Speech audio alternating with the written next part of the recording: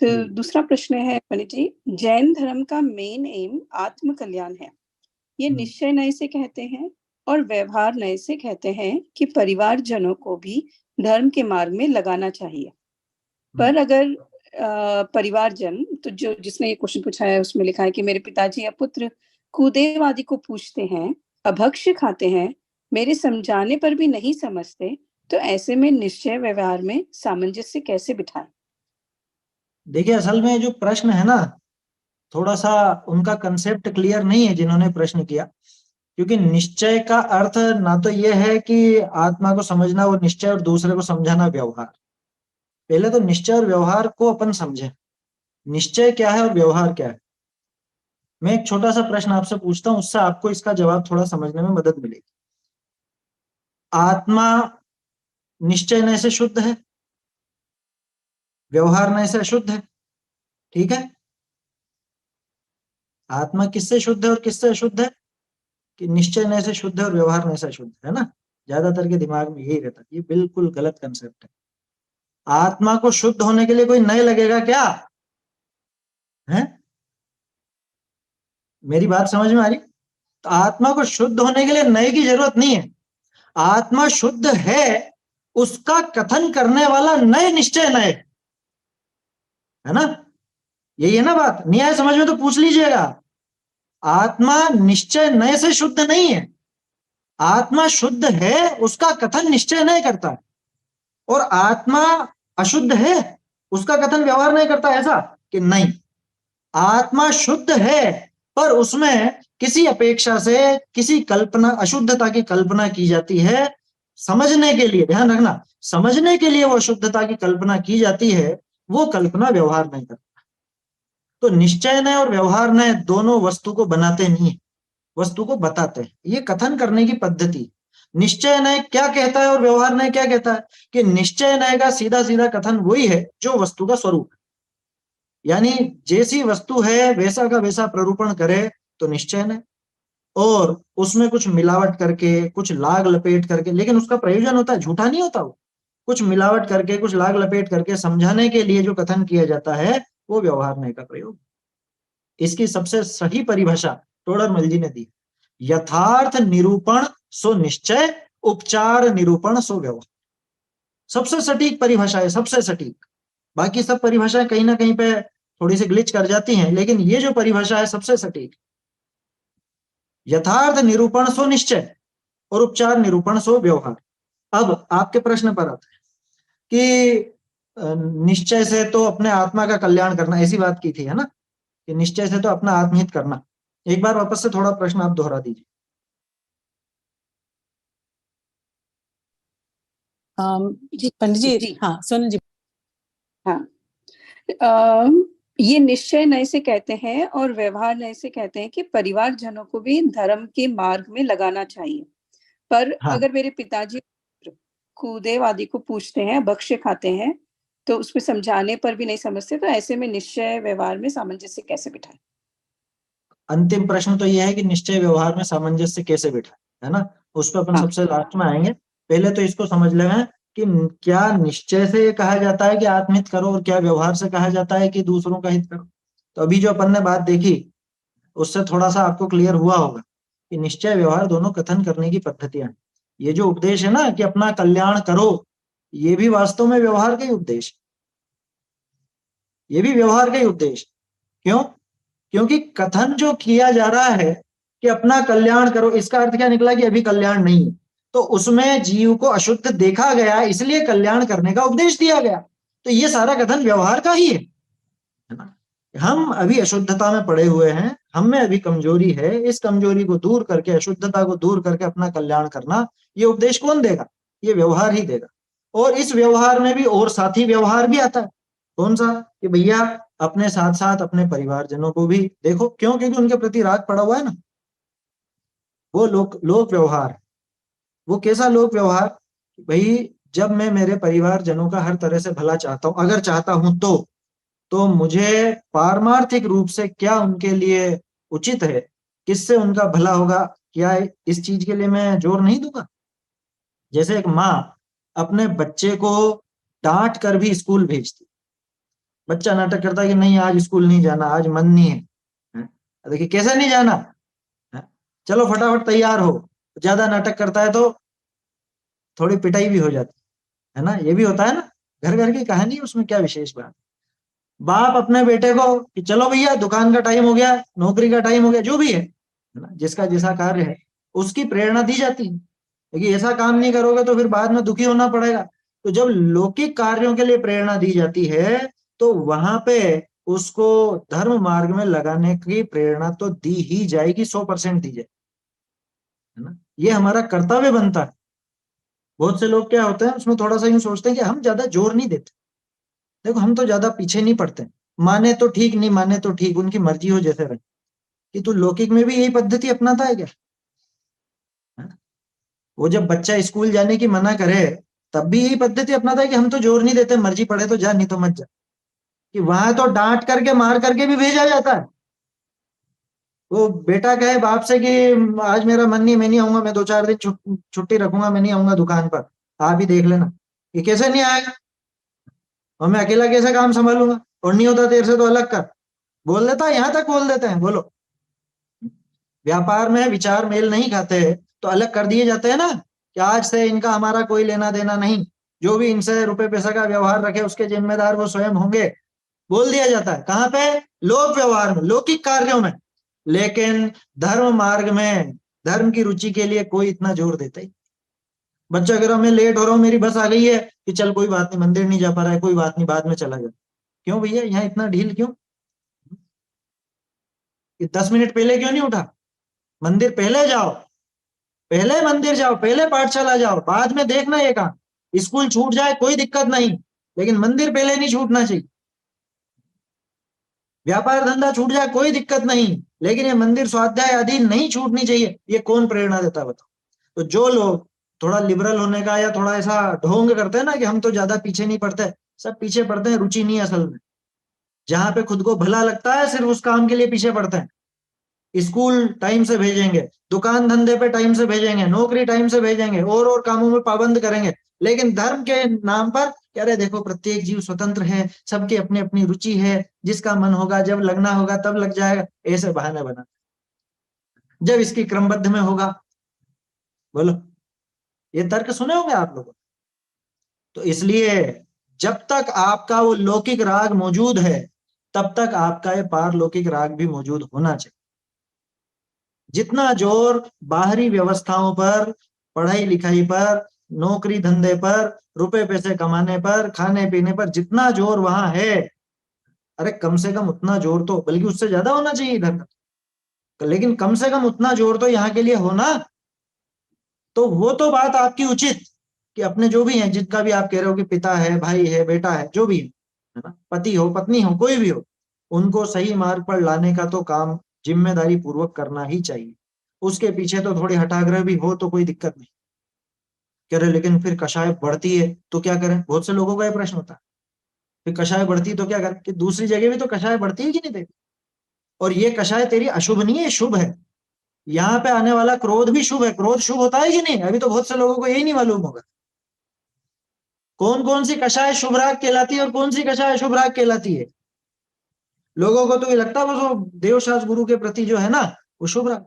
मुझे ये बताओ, आपके मंदिर में स्वाध्याय चल रही है और वहां कोई व्यक्ति आता है और आपकी सब जिनवाणी को उठा करके फेंकने लगता है, तो आपको गुस्सा आया, है ना? आपको गुस्सा आया, आपने उससे झगड़ा भी किया और शायद हाथापाई भी हो जाए। मुझे ये बताओ वो गुस्सा शुभ है या अशुभ? अरे आपने तो झगड़ा किया, क्रोध किया। तो क्रोध भी शुभ भी होता है, क्रोध शुभ भी होता है, ध्यान रखना। कषायें सभी तरह की, वो शुभ भी होती हैं अशुभ भी होती हैं। छोटा सा उदाहरण आपको समझ में आ जाएगा। शेर और वो शुकर की कहानी सुनी होगी आप। एक मुनिराज को वो सिंह खाने के लिए आ रहा था, उधर से वो शुकर को तो भक्ति थी, तो वो शुकर ने कहा अरे खाएगा तो मुनिराज पर तो आपत्ति नहीं आनी चाहिए। तो दोनों आपस में लड़े। गुस्सा किसको था, शेर को या शुकर को? कि दोनों को? दोनों को ही गुस्सा था, दोनों को ही जबरदस्त क्रोध था, और दोनों एक दूसरे से झगड़े, दोनों ने एक दूसरे पर वार किया, दोनों मर गए, है ना? दोनों इतना मर गए, मतलब इतनी हिंसा का कार्य हुआ, हिंसा एक तरफ रख दो, क्रोध का कार्य तो हुआ ना जबरदस्त। इतना क्रोध होने पर भी वो शेर का क्रोध अशुभ क्रोध है और वो शूकर का क्रोध शुभ क्रोध है। समझ में ही बात। अब अपने परिवारजनों को समझाने के लिए बच्चा देर से खेल करके आया शाम को और सूर्यास्त होने वाला है, अब उस बच्चे को आप क्या करोगे कि चल चल जा, खा जल्दी खा जल्दी खा। क्यों जल्दी खा? रात हो चुकी है, सूर्यास्त हुआ, अब भोजन नहीं मिलेगा। भले थोड़ी डांट डपट भी करनी पड़े और मान लो ज्यादा ही थोड़ा गुस्सा हो जाए, ज्यादा बातचीत कुछ ऐसी हो जाए, लेकिन ये ध्यान रखना कि आपकी वो जो कषाय है वो कषाय के लिए नहीं थी, वो विषय भोग के लिए नहीं थी। उसका आधार क्या था? उसका आधार तो धर्म वृद्धि का था, धर्म की लाइन पर लगाने का था। तो कषाय अपने आधार के ऊपर निर्भर करती है कि अशुभ है या शुभ। एक माँ अपने बच्चे को इसलिए पीट रही है कि ये बाजार में आलू का समोसा खा करके आया, चांटा लगा दिया माँ ने उसको, अरे कितनी खराब माँ है, खराब है वो माँ। और वो माँ अच्छी है कि हाँ हाँ तेरी मर्जी पड़े जो खा ले, वो माँ अच्छी है? कौन भला कर रही कौन बुरा कर रही है? बताओ क्या पैमाना है इसका? कि पैमाना यही है कि इस माँ ने अपने बच्चे की भलाई के लिए उस पर हाथ उठाया था। हाथ उठाना अच्छी बात नहीं, लेकिन अब समझाने के लिए कैसे भी समझाता क्या है? वो डांट डपट के नहीं समझेगा तो हाथ उठा के समझाना पड़ेगा, ऐसे भी नहीं समझेगा तो फिर दूसरे तरीके अपनाए जाएंगे। ये तो साम दाम दंड भेद की वृत्ति है, आया समझ में? तो वो कषाय भाव वहां हो तो भी धर्म मार्ग में लगाने के लिए हो तो उचित है। अपनी भूमिका में ध्यान रखना, मुनिराज को तो उतनी भी नहीं आएगी, मुनिराज को फर्क नहीं पड़ता, आप गड्ढे में पढ़ो चाहे आप कुछ भी करो, तो उनको फर्क नहीं पड़ता, क्योंकि मुनिराज के उतनी कषाय नहीं है, उनके 3 कषाय चौकड़ी का अभाव। लेकिन हम तो यहाँ पे अभी कषाय के पुतले ही हैं। किसी के सम्यक तो हुआ भी हो तो 1 कषाय चौकड़ी का ही अभाव हुआ है, 3 कषाय चौकड़ी तो पड़ी है। और कोई पंचम गुण स्थान वाला भी हो गया हो तो 2 कषाय चौकड़ी तो मौजूद है। 2 कषाय चौकड़ी की कषाय भी इतनी होती है कि वो युद्ध लड़ सकता है, सामने वाले पर तलवार चला सकता है, व्यापार कर सकता है। आया समझ में? 7वीं प्रतिमाधारी तक भी व्यापार कर सकता है, इतनी कषाय तो उसको भी होती। तो हम कौन से वीतरागी हो गए जो इन बातों में लिबरल होना चाहते हैं कि नहीं ठीक है इनकी मर्जी पड़े जो करने दो, है? बढ़िया वीतरागता ग्रहण की भैया तूने, दुनिया भर में तो और जगह नहीं मिली तुझे वीतरागता दिखाने के लिए। अगर तुझे दूसरा राग पड़ा है तो तुझे धर्म मार्ग का राग भी रहना ही चाहिए और लगाना ही चाहिए। खैर अपन प्रश्न पर लौटते हैं। प्रश्नकर्ता को ये समस्या नहीं थी, वो तो चाह रहे हैं ये, और वो बार बार ये बात भी कर रहे हैं, है ना, अपने पिता को, भाई को, जो भी है जिनका भी किस्सा है, तो वो उनको समझा भी रहे। अब लेकिन वो नहीं समझे तो क्या करें? समस्या ये, प्रश्न यही है अपना, कि ऐसा नहीं माने तो क्या करें। और अंतिम प्रश्न ये है कि निश्चय और व्यवहार में यहाँ सामंजस्य कैसे बिठाए। समय कितने तक है? 9:30 तो हो गए। कोई बात नहीं, आप ले लीजिए। 5-1 मिनट थोड़े लगेंगे, लेट ही हुआ था वैसे भी। चलिए, तो क्या बात थी, जब नहीं माने तो क्या करें।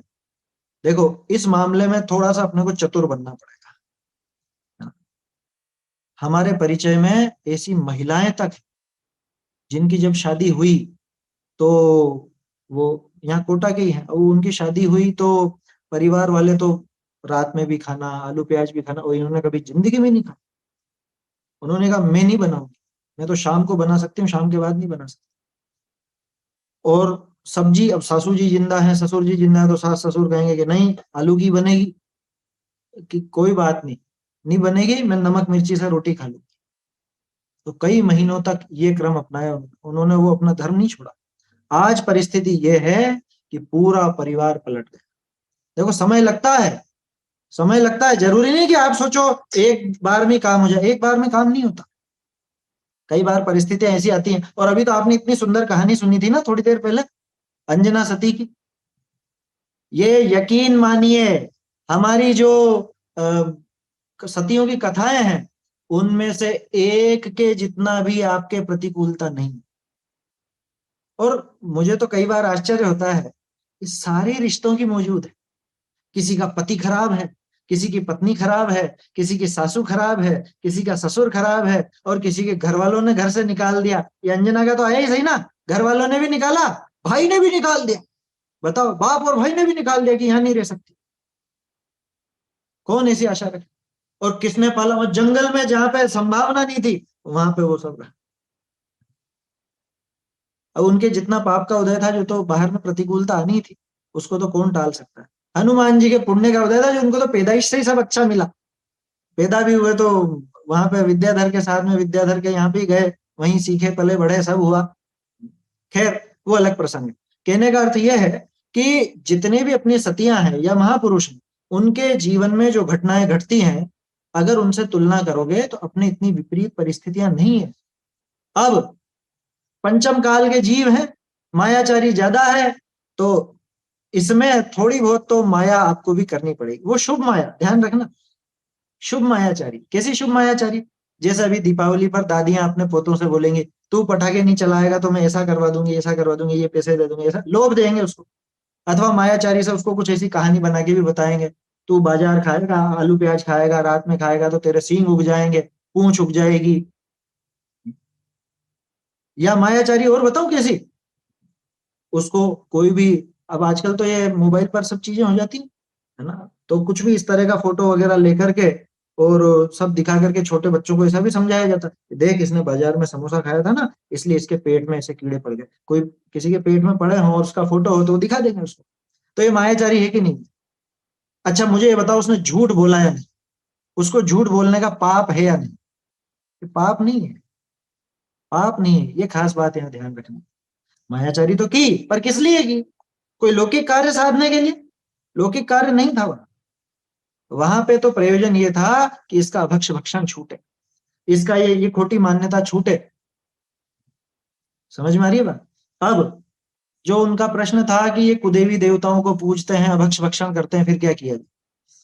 तो कुदेवी देवता को पूजते हैं तो उसके लिए आपको खुद को पक्का रह करके और उनको उस तरह के जवाब देने पड़ेंगे कि भैया देख लो पूजने वालों की स्थिति कैसी कैसी हो जाती है, कितने बर्बाद हो जाते हैं, और वास्तव में बर्बाद हो जाते हैं। और तर्क वगैरह के लिए तो आपको खुद को भी अभ्यासी होना पड़ेगा। उसका मुझे सबसे बढ़िया मोक्ष मार्ग प्रकाशक ही नजर आता है। आप कुदेवादी का निरूपण पढ़िए, वहां जो खंडन टोडरमल जी ने दिया है वो आप अच्छे से पढ़ करके उनको समझाएंगे तो निश्चित ही उनके समझ में आएगा। अब फिर भी समझ में नहीं आए तो क्या करें? समस्या ये है, आपने खूब प्रयास कर लिया, पहले तो देखो प्रयास में कमी मत रखना, प्रयास में कमी बिल्कुल मत रखना। अब फिर भी नहीं माने तो क्या करें? समस्या यहाँ। तो उसके लिए तो उपाय यह है कि अपन भी फिर उस हिसाब से संकुचित हो जाओ, अपना भी एक व्यवहार लिमिट में हो जाए। देखो एक सीधा सा आपको बताता हूं कि अपने बहुत सारे रिश्तेदार होते हैं, है ना, आप सबके भी होंगे। तो सभी रिश्तेदारों से अपनी विचारधारा मेल खाती हो ऐसा तो नहीं। परिवारजनों की बात छोड़ दो, लेकिन जितने भी रिश्तेदार हैं, कोई भुआ है, फूफा है, मौसा मौसी, मामा मामी इत्यादि जो भी, किसी के कैसे होंगे, किसी के कैसे होंगे, किसी के टोंट मारने वाले भी होंगे, है ना, विपरीत मान्यता वाले होंगे तो वो आप पर टोंट भी मारेंगे कि ये आ गए बड़े धर्मात्मा, ये आ गए समयसार वाले, ये आ गए शुद्धात्मा वाले, या जो भी इस तरह की बातें करने वाले होंगे। तो धीरे धीरे आपने खुद ने महसूस किया होगा कि उनसे आपका बोलचाल वगैरह धीरे धीरे अपने आप कम हो जाती है। क्यों कम हो जाती है? कह रहे उनकी विचारधारा अलग, अपनी विचारधारा अलग, अपन बोले तो उनकी कषाय बढ़े, वो बोले तो अपनी कषाय बढ़े। तो यही चीज यहाँ परिवार में अपने आप होती जाएगी। और मन से आप नहीं चाहोगे तो भी थोड़ा बहुत दिखावा तो इस तरह का करना पड़ेगा। अरे जैसे एक माँ अपने बच्चे को समझाने के लिए थोड़ा नाटक कर दे ना कि जा मैं तुझसे बात नहीं कर, अब मैं तेरा ये काम नहीं करूँ, और दो एक दिन नाराज भी रहती है, तो नाराजगी उसकी अंदर से है या दिखाने की? वो दिखाने की है, क्योंकि वो चाहती है कि कैसे ना कैसे ये लाइन पर है। वो अंदर से नहीं है, अंदर से तो अपार प्रेम है, अगाध प्रेम है उस बच्चे के लिए। अपने बच्चे से कौन प्रेम नहीं करे? अंदर से अगाध प्रेम है, लेकिन ये गलत लाइन पर जाएगा तो इसको सुधारने के लिए मुझे कुछ ना कुछ तो एक्शन लेना पड़ेगा। तो ऐसा ही एक्शन वहां पे लिया जाएगा। अब वो किसका कैसा क्या रिश्ता है, ये व्यक्तिगत रूप से अलग अलग उसका ट्रीटमेंट है। हर व्यक्ति के ऊपर एक जैसा ट्रीटमेंट लागू नहीं होगा। कोई थोड़ी सी धमकी देने में समझ जाता है, कोई थोड़े से लोभ में समझता है, कोई थोड़े से डांटने में समझता है, कोई थोड़े मारने में समझता है, कोई थोड़े से संबंध में दूरी आवे उसमें समझता है। कुछ ना कुछ तो असर पड़ेगा ना। तो वो इसीलिए मैंने कहा उसमें चतुर होना पड़ेगा, खुद को ही उपाय देखना पड़ेगा, क्योंकि सबके लिए एक जैसा ट्रीटमेंट नहीं है इसमें। ये हमारी जो संडे को चर्चाएं होती है ना, उसमें कई बार इस तरह के प्रश्न आते हैं। तो उसमें जितना भी मतलब मैंने अनुभव किया, तो ये बात समझ में आती है, हर जगह एक जैसा नियम लागू नहीं होता, क्योंकि सब जगह एक तरह के न तो रिश्ते होते हैं, न एक तरह के व्यक्ति होते हैं। कोई पत्नी धर्म मार्ग में लगाना चाहती है पति को, तो वो अलग तरह से बर्ताव रखेगी। कोई पति पत्नी को लगाना चाहता है तो उसका थोड़ा अलग हिसाब रहेगा। भाई भाई को अथवा बेटा माँ बाप को लगाना चाहता है, वो बड़ा विचित्र हो जाता है किस्सा, क्योंकि वो उनको कैसे क्या करे। माँ बाप तो फिर भी डांट डपट करके कर सकते, लेकिन बच्चे उनको लगाना चाहे बड़ों को, ये थोड़ा सा अलग काम हो जाता है। तो ये तो व्यक्तिगत रूप से परखना पड़ेगा। अब आखिरी बात जो इसमें थी, निश्चय व्यवहार का सामंजस्य कैसे करें। अब ध्यान से सुनना।